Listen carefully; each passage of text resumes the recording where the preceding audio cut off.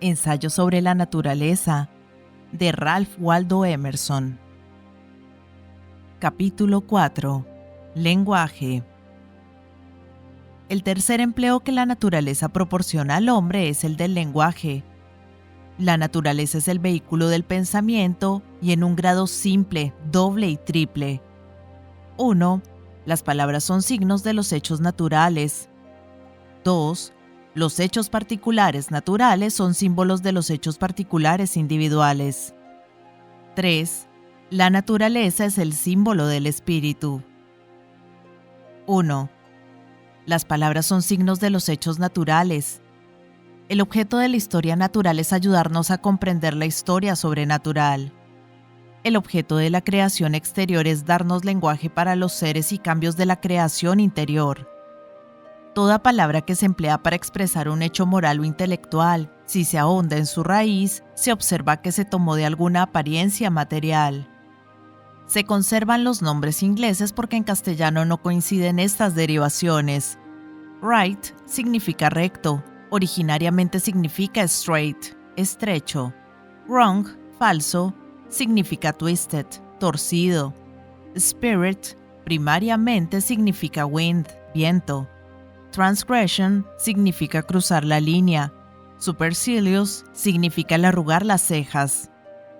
Decimos el corazón para expresar la emoción, el cerebro para denotar el pensamiento, y el pensamiento y la emoción son a su vez palabras tomadas de cosas sensibles y ahora apropiadas a la naturaleza espiritual.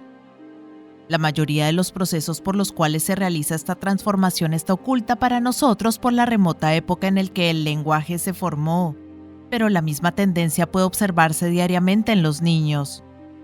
Los niños y los salvajes solo emplean nombres de cosas que continuamente convierten en verbos y aplican a actos mentales análogos. 2. Pero este origen de las palabras que contienen un significado espiritual, hecho tan conspicuo en la historia del lenguaje, es nuestra menor deuda a la naturaleza. No hay solo palabras que son emblemáticas, hay cosas que son emblemáticas. Todo hecho natural es símbolo de algún hecho espiritual. Toda apariencia en la naturaleza corresponde a algún estado del espíritu, y ese estado de espíritu solo puede describirse presentando esa apariencia natural como su imagen. Un hombre furioso es un león, un hombre astuto es un tigre, un hombre firme es una roca, un hombre instruido es una antorcha. Un cordero es la inocencia, una culebra es el sutil despecho. Las flores expresan para nosotros las funciones delicadas. La luz y la oscuridad son nuestras expresiones familiares refiriéndonos a la ciencia y a la ignorancia, y refiriéndonos al amor, el calor. La distancia visible, detrás y delante de nosotros, es respectivamente nuestra imagen de la memoria y de la esperanza. ¿Quién contempla un río en una hora de meditación y no recuerda el flujo de todas las cosas? Arrojad una piedra a un arroyo, y los círculos que se forman son el más hermoso tipo de todas las influencias. El hombre es consciente de un alma universal, dentro o detrás de su vida individual, donde, como en un firmamento, las naturalezas de la justicia, la verdad, el amor, la libertad, salen y brillan. Este alma universal la llaman razón. No es mía, ni tuya, ni suya, sino que nosotros somos suyos. Son su propiedad y hombres. Y el cielo azul en que está enterrada la tierra privada. El cielo, con su calma eterna y lleno de universos eternos, es el tipo de la razón. Lo que intelectualmente considerado llamamos razón, considerado en relación con la naturaleza lo llamamos espíritu. El espíritu es el creador. El espíritu tiene vida en sí mismo. Y el hombre, en todos los siglos y países, lo incorpora en su lenguaje como el Padre. Fácilmente se ve que no hay nada propicio o caprichoso en estas analogías, sino que son constantes y penetran la naturaleza. Estos no son los sueños de algunos poetas de aquí y de allá, sino que el hombre es un analogista y estudia las relaciones de todos los objetos. Está colocado en el centro de los seres, y un rayo de relación pasa a él desde cualquier otro ser. Y ni el hombre puede comprenderse sin estos objetos, ni estos objetos sin el hombre. Todos los hechos de la historia natural, tomados en sí mismos, no tienen valor, sino que son estériles como un solo sexo. Pero asociadlos a la historia humana y están llenos de vida. Toda la flora, todos los volúmenes de Linneo y de Buffon no son más que áridos catálogos de hechos, pero los más triviales de estos hechos, el hábito de una planta, los órganos, el trabajo o el ruido de un insecto, aplicados a la ilustración de un hecho en la filosofía intelectual o de cualquier otra manera asociados a la naturaleza humana, nos afectan de una manera más viva y agradable.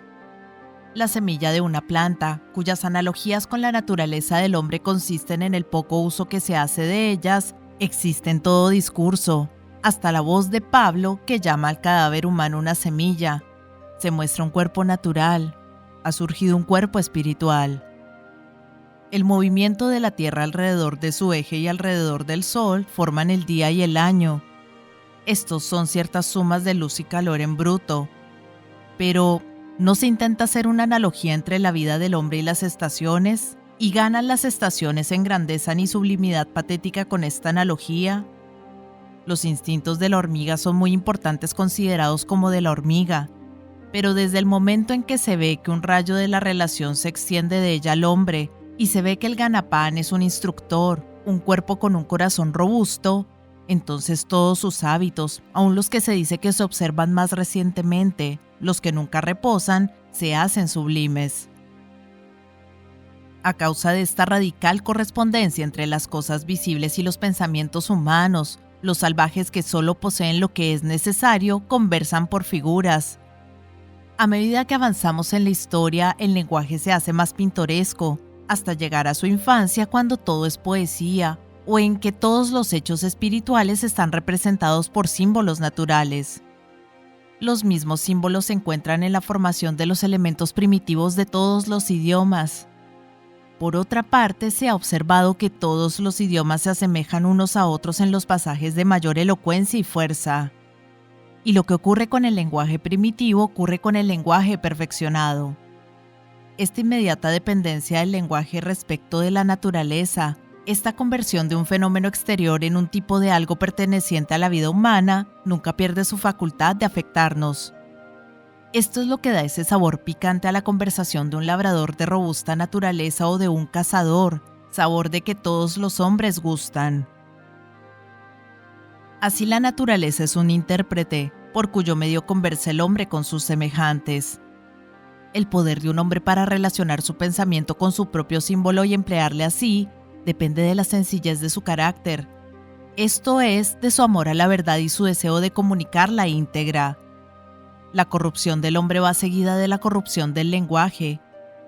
Cuando la sencillez de carácter y la soberanía de las ideas se destruyen por el predominio de los deseos secundarios, el deseo de riqueza, el deseo de placer, el deseo de poder, el deseo de gloria, y la doblez y la falsedad ocupan el puesto de la sencillez y de la verdad, el poder sobre la naturaleza como intérprete de la voluntad se pierde en último grado.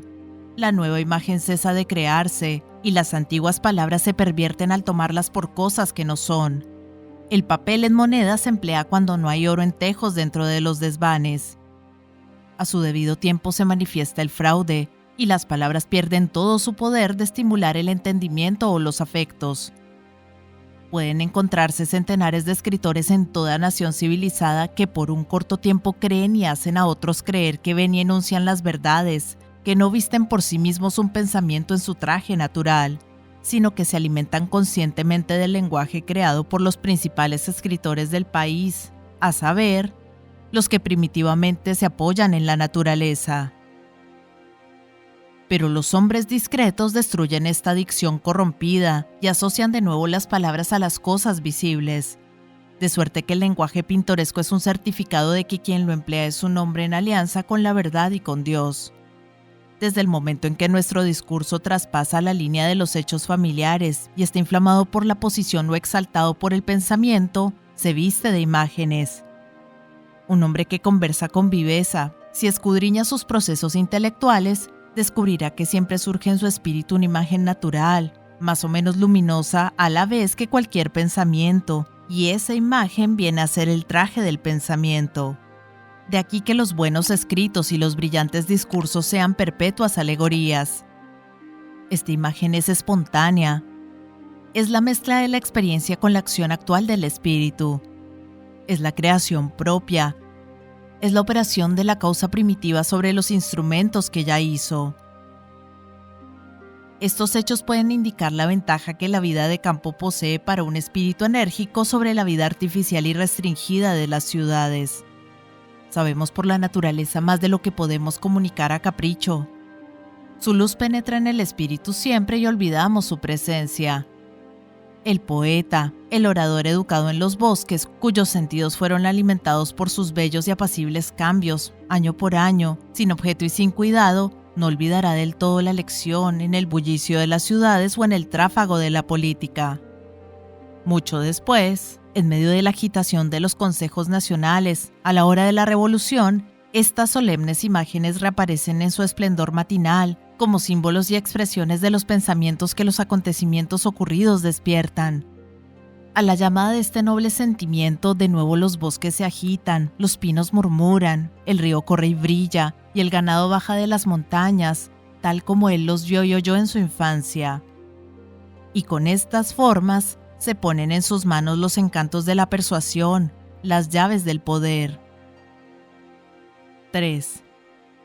Así estamos ayudados por los objetos naturales en la expresión de los significados particulares. Pero qué gran lenguaje se necesita para comunicar estas informaciones de bagatelas.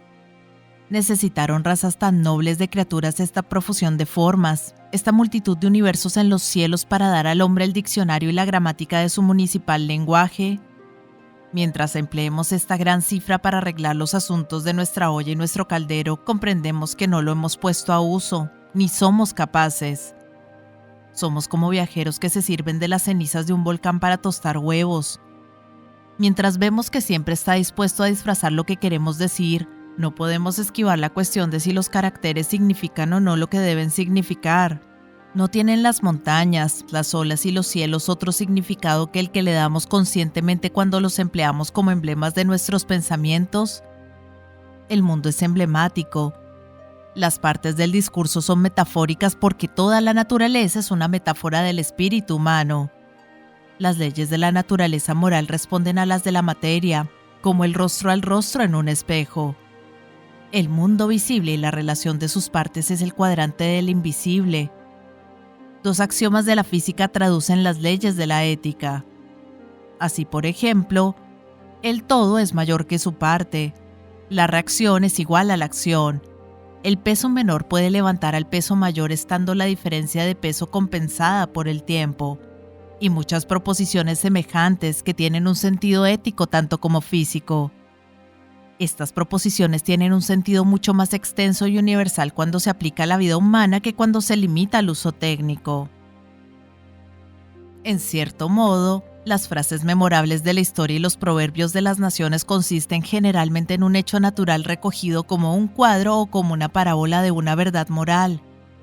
Así, por ejemplo, una piedra que rueda no coge musgo. Un pájaro en la mano vale más que dos en la maleza. Un paralítico yendo por el camino recto vencerá a un caballo de carrera por el torcido. Apilar heno mientras el sol quema es mucho más duro que llenar una copa. El vinagre es el hijo del vino. La última onza parte la espalda del camello. Los árboles de mucha vida echan primero raíces, y así sucesivamente. En su primario sentido, estos son hechos triviales, pero los repetimos por el valor de su sentido analógico. Lo que es cierto de los proverbios es cierto de todas las fábulas, parábolas y alegorías. Esta relación entre el espíritu y la materia no es imaginada por un poeta, sino que está en la voluntad de Dios y así pueden conocerla todos los hombres. Aparece a los hombres o no aparece. Cuando en las horas dichosas ponderamos este milagro, el hombre sabio duda si, en toda ocasión, no es ciego y sordo. Pueden ocurrir estas cosas y abrumarnos como una nube de verano sin nuestra sorpresa especial, porque el universo se hace transparente y la luz de leyes más elevadas que las suyas brilla a través de él. Este es el problema en pie que ha producido el milagro y el estudio de todos los genios sublimes desde que comenzó el mundo, desde la era de los egipcios y brahmanes hasta la de Pitágoras, de Platón, de Bacon y de Swedenborg. Allí se sienta la esfinge a orillas del camino, y de siglo en siglo, cuando viene cada profeta, prueba su fortuna descifrando su enigma. Parece sentir el espíritu una necesidad de manifestarse en formas materiales, y el día y la noche, el río y la tempestad, la bestia y el pájaro, el ácido y el azúcar, preexisten en las ideas necesarias del Espíritu de Dios y son lo que son en virtud de las anteriores afecciones en el mundo del Espíritu. Un hecho es el fin o el último resultado del Espíritu. La creación visible es el término de la circunferencia del mundo invisible. Los objetos materiales, decía un filósofo francés, son necesariamente como una especie de escorias de las ideas substanciales del Creador, que siempre deben conservar una relación exacta con su primer origen. En otros términos, la naturaleza visible debe tener un aspecto espiritual y moral. Esta doctrina es abstrusa, y aunque las imágenes de traje, escorias, espejo, etc., pueden estimular la fantasía, debemos reclamar la ayuda de expositores más sutiles y más vitales para hacerla clara. Toda escritura ha de interpretarse por el mismo espíritu que la dio. Es la ley fundamental de la crítica. Una vida en armonía con la naturaleza, con el amor de la verdad y de la virtud, purificará los ojos para comprender el texto. Por grados podemos llegar a conocer el sentido primitivo de los objetos permanentes de la naturaleza, de suerte que el mundo será para nosotros un libro abierto, y toda forma dará indicios de su vida oculta y de su causa final. Un nuevo interés nos sorprende, mientras que, bajo la opinión ahora indicada, contemplamos la espantosa grandeza y la multitud de objetos, supuesto que todo objeto rectamente visto descubre una nueva facultad del alma. Lo que era verdad inconsciente llega a ser, cuando se interpreta y se define en un objeto, una parte del dominio de la ciencia, una nueva remesa para el almacén de fuerza.